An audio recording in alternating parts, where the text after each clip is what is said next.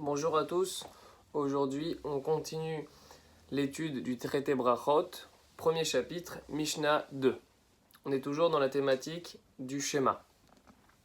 Mais Matai Korin et Shemar Beshacharit. À partir de quel moment on peut réciter le Kriyat Shema du matin? Mishe Yakir ben Techelet le Lavan. Opinion du Tanakama, du premier sage anonyme.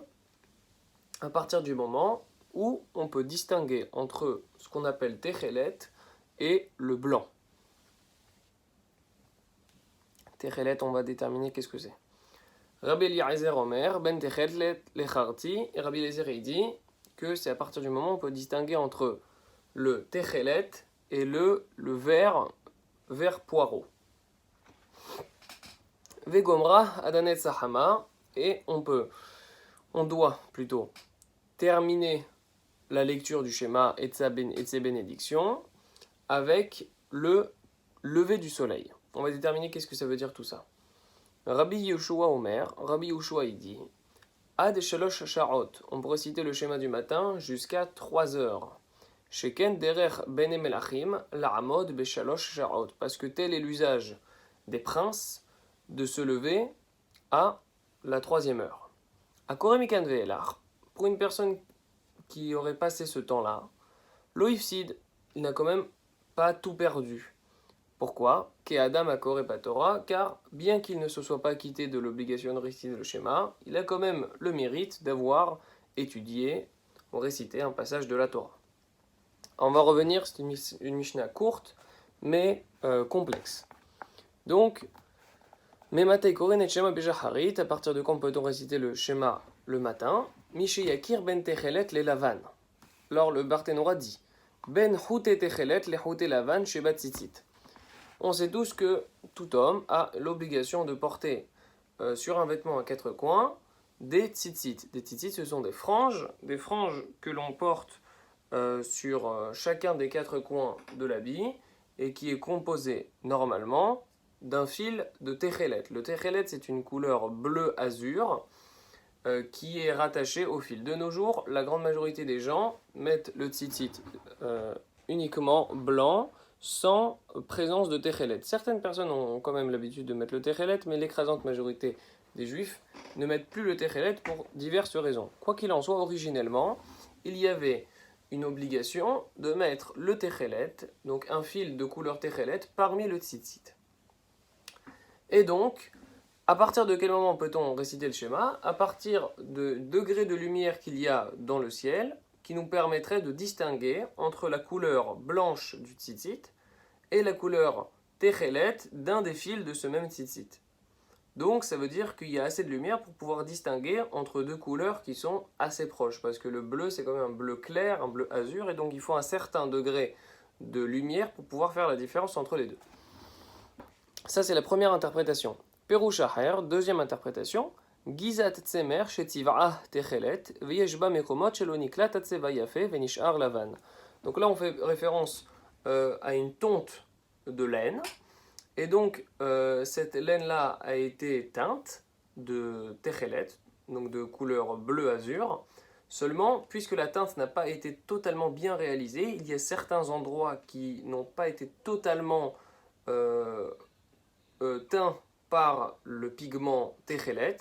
Par conséquent, il y aura des différences entre le blanc et le bleu azuré. Et par conséquent, qu'est-ce que ça veut dire, Mishéekir ben techelet et lavan? C'est quand on arrive à faire la distinction dans cette même tonte entre les parties blanches et les parties azur. Ça, c'est la deuxième interprétation. Maintenant, ben techelet lecharti, entre la couleur techelet et la couleur vert. Donc, explique le Barthénora, Tseva atechelet karov legaven shel karti kirishin shikorin purush belaaz. Qu'est-ce que ça veut dire? Alors ici, on fait référence à un aliment. Quel est cet aliment? Donc c'est la couleur du techelet. Il faut savoir qu'elle est proche de celle des tiges du karti. Qu'est-ce que le karti? Le karti, c'est ce qu'on appelle le poireau. Donc le poireau, qu'on appelle pourouche, donc poireau, pourouche, dans le langage non juif, belaaz, ça veut dire en langue étrangère. Donc, On voit ici que Rabbi Eliezer, qui dit qu'il faut que ce soit entre Techel et Lecharti, il est plus mahmir, il est plus strict que le Tanakama. Pourquoi?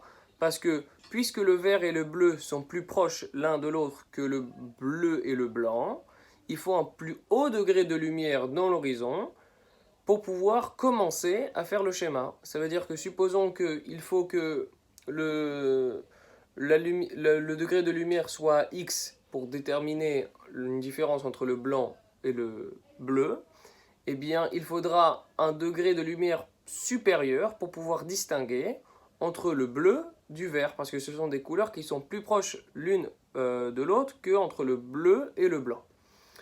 Donc, il va falloir attendre encore un peu plus pour pouvoir réciter le schéma selon l'opinion de Rabbi Eliezer.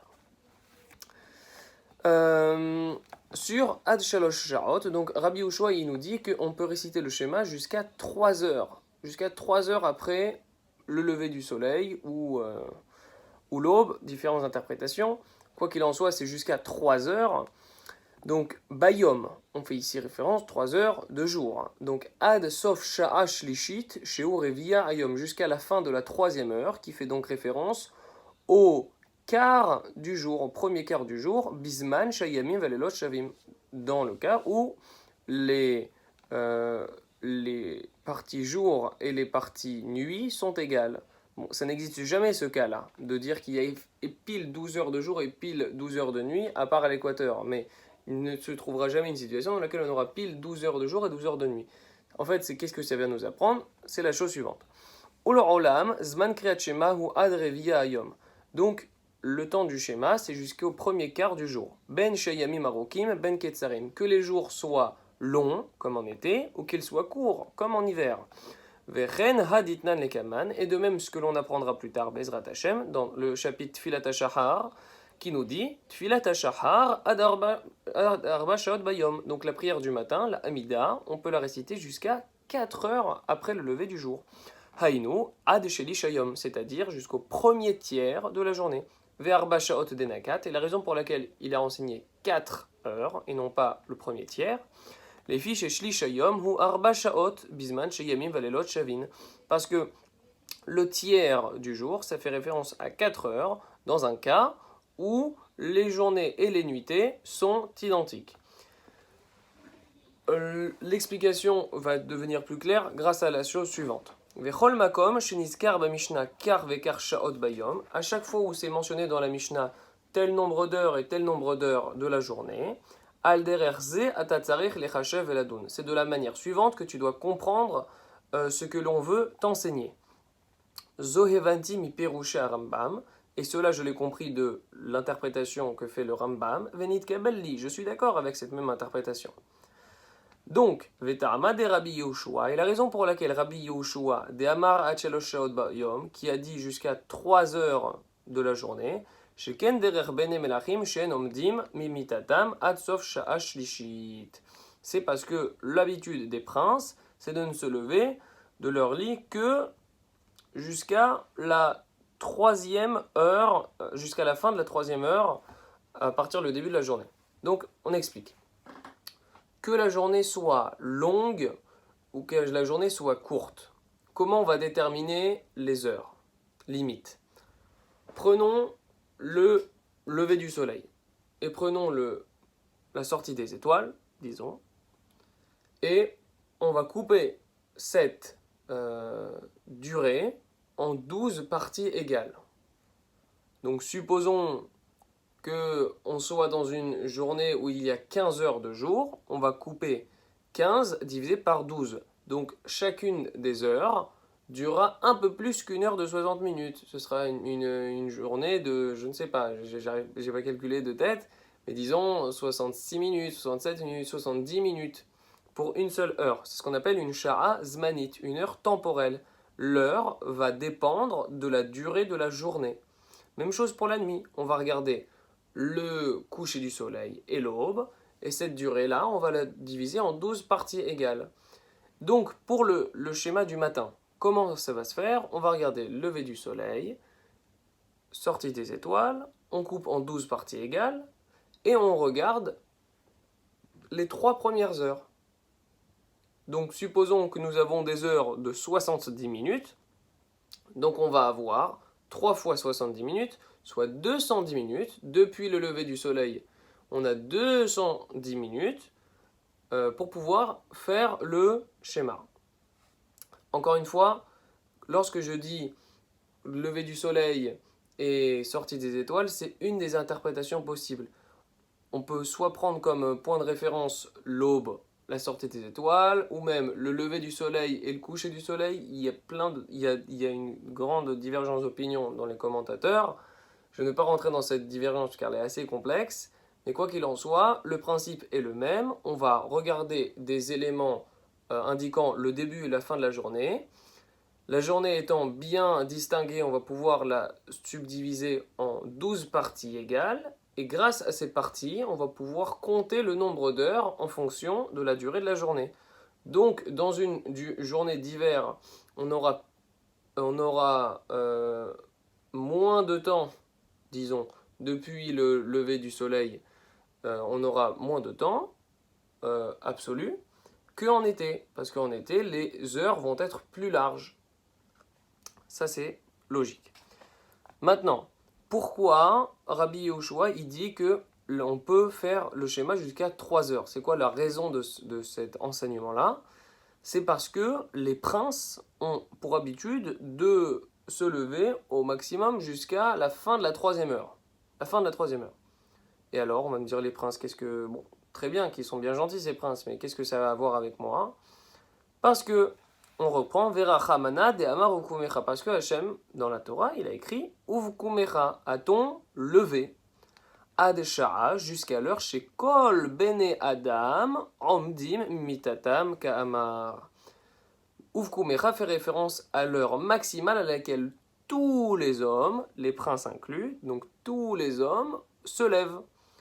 Donc, on va pas faire, en général, les gens se lèvent à l'aube ou se lèvent avant le lever du soleil, donc il faudrait faire de la sorte. Non, on va inclure même les cas d'exception comme les princes, parce que Rabbi Yehoshua comprend Ukumecha pour toutes les franges de la population. Et donc, on va être inclusif, on va inclure la durée moyenne du réveil des princes qui repoussent en moyenne, pour les princes, jusqu'à la fin de la 3e heure. Et donc, que tu sois prince ou que tu sois simple individu, le temps du schéma sera permis jusqu'à la fin de la 3e heure.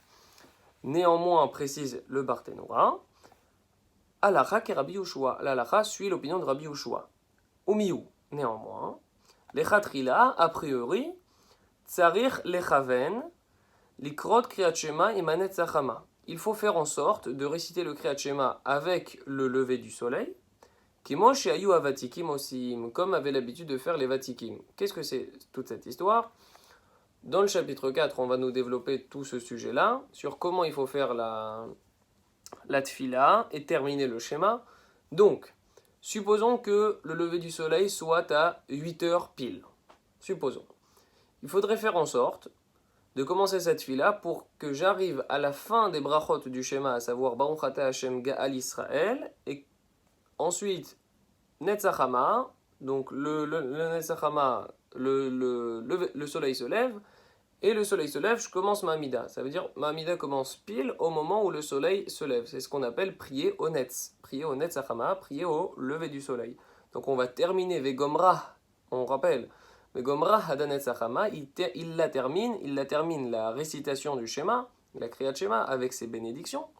Donc, Baruch Ata Hashem Ga'al Yisrael, il la termine avec juste avant le lever du soleil, et au lever du soleil, bam, il commence la Amida. Ça, c'est le Barthénoura, il dit que, a priori, les Tratrila, il faudrait agir de la sorte. Donc, l'Halacha suit l'opinion de Rabbi Yehoshua, donc on aurait le temps de faire jusqu'à 3 heures, mais a priori, nous dit le Barthénoura, il faudrait s'efforcer de prier au Netzachama, les Chatrila. Voilà, bonne journée.